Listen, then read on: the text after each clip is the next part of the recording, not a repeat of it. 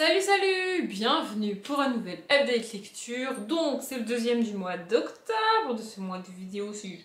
Au moment où je tourne la vidéo, je ne sais pas si je vais réussir à faire une vidéo par jour sur octobre, hein, mais bon bref. Donc on est au mois d'octobre pour vous et on va parler de mes dernières lectures de juillet et enfin mes premières lectures du mois d'août. Oui je sais, il est temps. Et on est sur un update lecture avec 4 livres que j'ai terminés et que j'ai beaucoup aimés. Je vous préviens, le prochain update lecture sera pas comme ça du tout, hein, mais bon, celui-ci, il est très positif, on en profite, on est content, c'est parti. Le premier, c'est Esther et Mandragore, le tome 4 à l'école des sorcières, donc c'est le dernier tome de la saga et je suis dégoûtée, enfin je suis très triste parce que j'adore cette saga et franchement elle aurait pu continuer encore et encore, ça aurait été génial. Bref, dans cette saga, on suit Esther qui au début du tome 1, donc est une sorcière, et qui au début du tome 1 est envoyée dans notre monde à nous. En fait, elle a le droit de quitter le monde des sorcières pour aller dans le monde des humains et vivre avec une de ses amies sorcières, enfin une sorcière adulte qui vit dans notre monde à nous depuis des années. Et donc elle a le droit de venir et elle va découvrir notre monde, comment on fonctionne, comment ça marche, la télévision, enfin il y a des trucs qu'elle comprend pas en fait. Mais elle fait avec, elle a beaucoup de mal avec le fait aussi que nos chats ne parlent pas, parce que Mandragore c'est son chat, et lui il parle. Du coup elle trouve ça bizarre qu'on ait des animaux qui parlent pas. Mais bref, et j'adore cette saga, vraiment c'est hyper fun, hyper cool à lire. Et dans ce dernier tome, donc elle retourne dans le monde des sorcières. Il n'y a pas de sorciers dans cet univers, il n'y a que des sorcières. Bref, et elle va enfin découvrir la vraie raison pour laquelle elle a été envoyée dans le monde des humains et décider si elle veut définitivement revenir chez les sorcières ou rester chez les humains. Franchement j'adore Esther, j'adore ce personnage, j'adore cette saga. Les illustrations sont vraiment très cool et genre celle-ci est très drôle, enfin, je le trouve. Bref, j'adore cette saga, je trouve ça génial et je suis pas une fille qui aime les chats. Genre si j'avais su, parce que si j'avais connu le titre du tome 1, j'aurais probablement jamais lu la saga. Oui je sais c'est con mais c'est comme ça, parce que le titre du tome 1 c'est une sorcière et son chat. Et dès qu'il y a chat dans le titre, moi je lis pas. Moi ça m'intéresse pas parce que, je sais pas, c'est pas un truc qui m'attire les chats, vraiment moi je suis plus chien que chat, c'est comme ça. Mais j'adore Mandragore. Donc Mandragore c'est le chat et j'adore ce personnage. Je le trouve vraiment trop cool, génial. J'ai adoré cette saga, c'est une saga vraiment hyper cool pour les enfants, c'est parfait. Vraiment pour Halloween c'est top. Pour vous, Halloween c'est bientôt, pour moi j'ai pas du tout ça au moment d'Halloween, mais pour vous Halloween c'est bientôt. Donc pour Halloween c'est vraiment cool pour les enfants. Peu importe le tome, hein, vraiment. Et on n'est même pas obligé de lire les tomes dans l'ordre, c'est mieux pour la compréhension globale de l'histoire, hein, évidemment, mais pas vraiment obligé. Voilà, bref, j'ai adoré cette saga, et donc j'ai dit de qui c'était, je suis pas sûre, hein. C'est de Sophie Duhaide et Marie-Pierre Audoux, donc Sophie Duhaide au texte et Marie-Pierre Audoux au dessin. Voilà, et j'écoute Would You de The Vamp pour cette saga.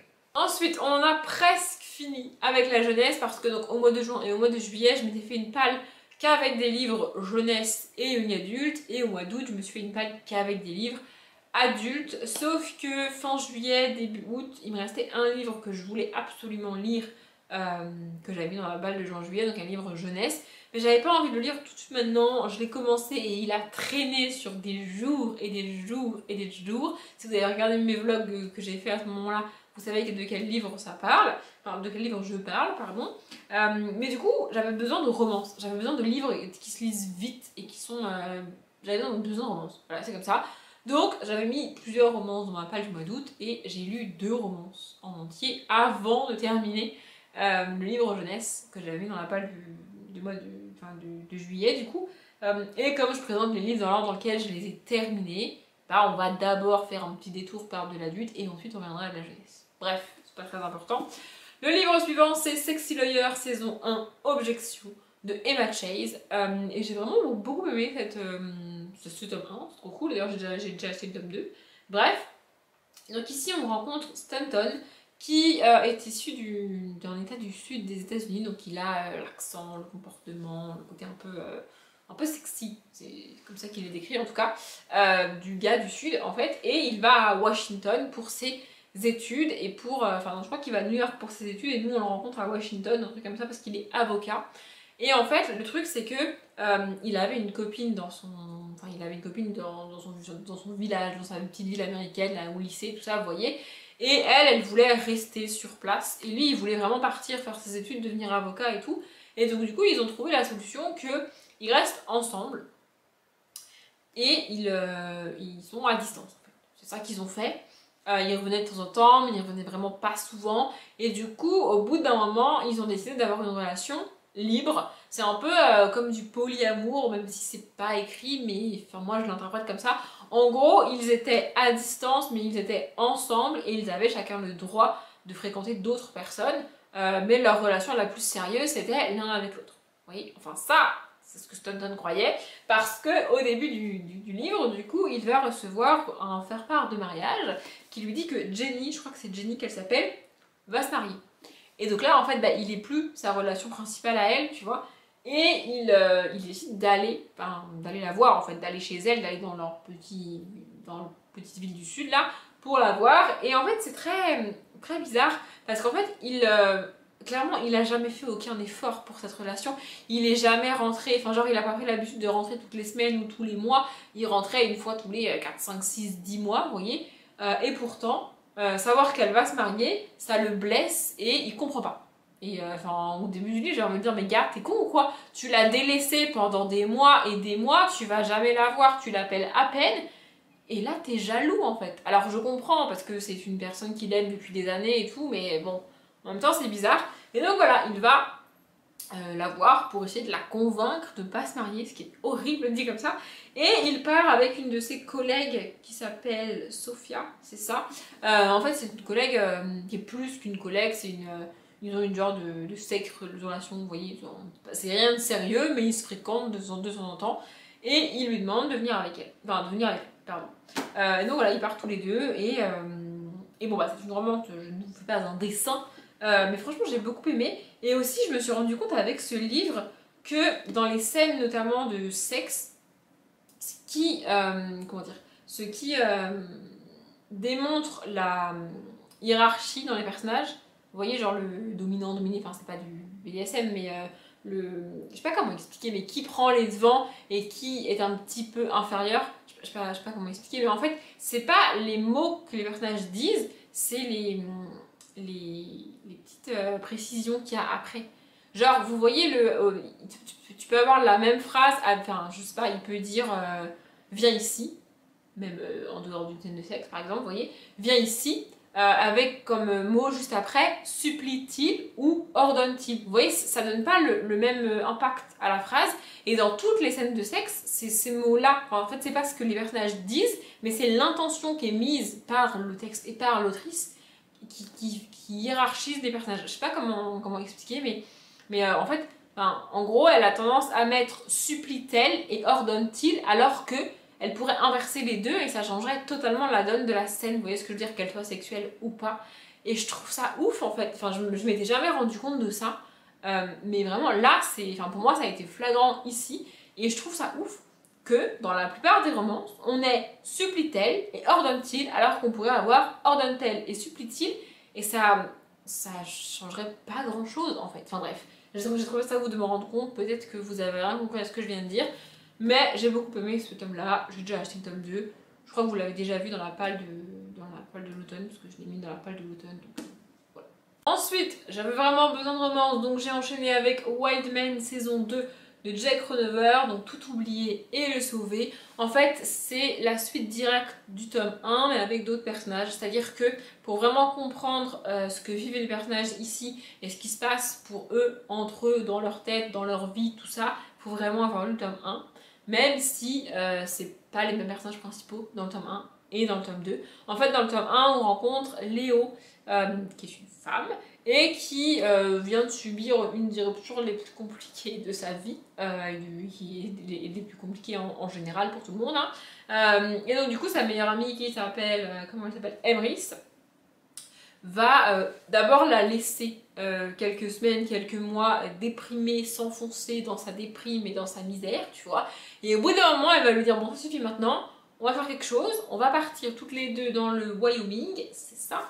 Faire une espèce de, c'est pas une retraite spirituelle, mais c'est juste sortir de la ville, sortir de leur quotidien, voir des grands espaces, vraiment se couper de leur quotidien et de leur monde et de leur univers pour souffler et que Léo puisse repartir de zéro en fait. Donc ça c'est le point de départ du tome 1. Elles partent toutes les deux dans le Wyoming faire du cheval, la nature, les grands espaces, tout ça, tout ça. Et Léo va rencontrer un homme et donc ça c'est l'histoire du tome 1. Et en fait dans le tome 1, donc on suit principalement Léo et le mec qu'elle rencontre. Je dis pas son nom parce que je sais plus comment il s'appelle en fait, hein, mais bon bref. Et on suit en arrière-plan Emrys et ce qui se passe pour elle. Et en fait il y a des événements assez traumatisants qui se passent dans le tome 1. Il y a des personnages qui manquent de mourir, qui se font presque violer. Enfin vraiment il y a des trucs assez compliqués à vivre. Et donc au début du tome, à la fin du tome 1, donc l'histoire de Léo se termine, tout ça, ça se passe bien, machin. Et Emrys qui a rencontré Sutton, je crois, je sais plus, parce qu'il a un nom très très proche de celui de Sexy Lawyer, mais Sutton, c'est ça. Qui a rencontré donc Sutton au cours de des événements du tome 1. En gros, ils étaient tous les deux et il s'est passé quelque chose de très dramatique entre eux, enfin avec d'autres gens évidemment. Bref, et Sutton s'est retrouvée à l'hôpital et du coup, elle voulait être là pour lui, elle aurait voulu pouvoir être à ses côtés, l'aider à aller mieux, tout ça. Et en gros, il lui a dit dégage, je veux plus te voir. Voilà, très sympathique, n'est-ce pas? En fait, la force de Jack Ronover, c'est que dans la plupart des romances, c'est le cas. Dans la plupart des romances, on a deux personnages qui s'aiment, mais qui croient chacun que l'autre ne les aimera jamais parce que blablabla, et qui interprètent mal ce que l'autre fait. Vous voyez, c'est comme ça que ça démarre toujours dans les romances, et c'est pour ça que c'est toujours la merde. Mais alors, Jack Ronover a un talent particulier pour faire ça. C'est-à-dire qu'il y a une scène où Emrys déclenche un événement pour Sutton. Vous voyez, c'est vraiment elle qui est responsable, enfin qui enclenche le truc pour lui. Vous voyez ce que je veux dire? Je sais pas si vous voyez ce que je veux dire, bref. Et donc elle voit cet événement pour lui et elle le trouve cool et vraiment voilà. Et dans sa tête, elle se dit oh, j'espère que j'espère un jour pouvoir faire ça pour lui. Alors qu'elle vient de le faire, vous voyez, enfin je sais pas comment expliquer, je trouve ça ouf. Bref, j'adore cette autrice. La saga Wildman, c'est pas ma préférée, c'est un petit peu trop dramatique à mon sens, mais franchement j'ai adoré. Et donc toute l'histoire, ça va être Emrys qui revient dans le Wyoming parce qu'elle a essayé de rester loin de lui, elle a essayé d'avancer dans sa vie sans lui et après les événements traumatisants quand même qui lui sont arrivés, mais elle n'y arrive pas.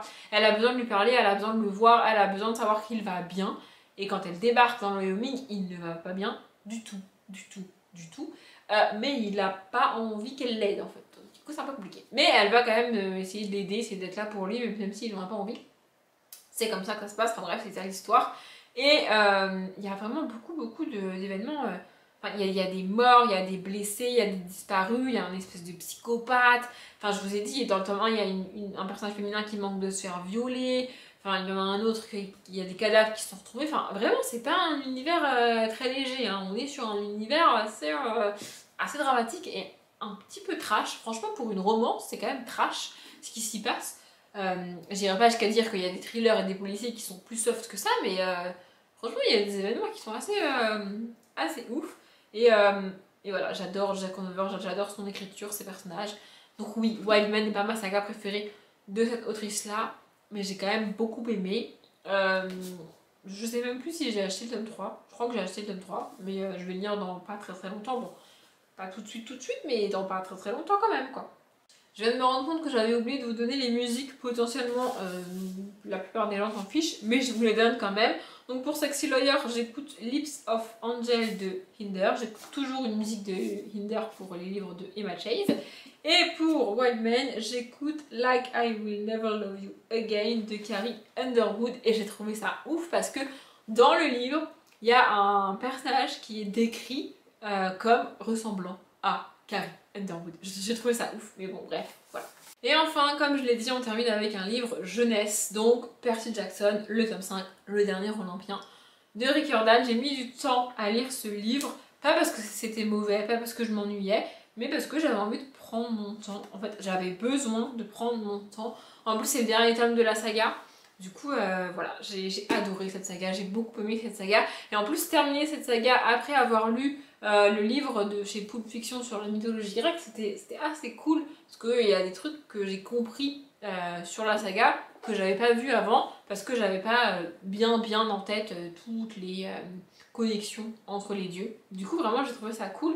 Et pour faire une comparaison avec l'épouvantaire de Joseph Delaney, Rick Riordan ne passe pas son temps dans toute la saga à mettre en danger Percy Jackson et à nous faire croire qu'il va mourir. Il ne fait pas ça dans la saga, par contre il fait ça ici. Parce que c'est le dernier tome, parce que tu sais que c'est le dernier tome et parce que même si tu espères que ça va pas être le cas, en fait c'est plus, comment dire, c'est plus plausible que l'auteur ou l'autrice tue son personnage principal dans le dernier tome que dans le 6e tome alors qu'il y en a 13. Vous voyez, enfin je sais pas, moi ça me paraît évident que l'auteur ou l'autrice ne va pas tuer ton personnage principal à la moitié de sa saga. Vous voyez? Alors que là, c'est le dernier tome.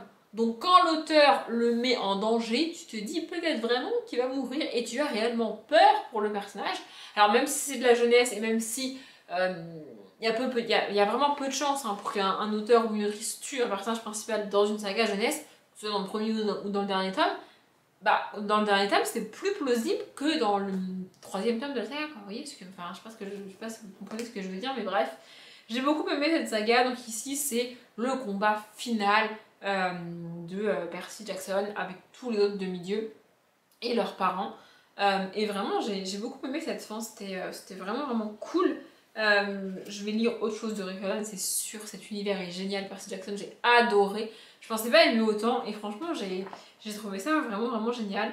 Alors, et vous voyez là, typiquement, on est sur une saga jeunesse où j'avais anticipé la fin, mais l'auteur a réussi à me faire douter à un moment donné du tome de cette fin, premièrement. Et deuxièmement, j'avais envie d'avoir la satisfaction. J'avais besoin d'avoir la satisfaction de lire cette fin pour être vraiment certaine que ça allait finir comme ça. Alors que pour l'épouvanteur, j'en avais plus rien à faire, quoi. Vous voyez? C'est ça la différence. Bref, j'ai adoré cette saga et pour moi c'est une saga qu'on peut aussi bien lire à genre 10 ans que à 15, 20, 30, 40 ans. Vraiment, c'est une saga absolument géniale. Alors évidemment, plus on la lit en étant âgé en tant que lecteur, âgé en tant que lecteur, ça veut pas dire l'âge, ça veut dire le nombre de livres que tu as lus. Et tu peux aussi être plus âgé dans un genre que dans un autre. Par exemple, si tu as lu beaucoup de romances, tu vas être moins surprise par une romance que par ton premier livre de fantasy. Tu vois, parce que même si c'est le meilleur livre de fantasy que tu lis, tu vas être plus surprise parce que c'est un genre que tu t'as jamais lu, t'as jamais découvert, ça va être... Vous voyez ce que je veux dire? Enfin, je sais pas si vous voyez ce que je veux dire, mais bon, bref. Mais voilà, vraiment, moi, c'est une saga que j'ai adorée et que je conseille à tout le monde. Voilà. Et j'écoute Nothing Like You de Dan plus Shay. Je suis en train de perdre ma voix, l'update lecture est terminée, je m'arrête là, donc j'espère qu'il vous a plu. Comme d'habitude, je vous souhaite une bonne journée, un bon après-midi, un bon appétit ou une bonne nuit, et je vous dis à demain!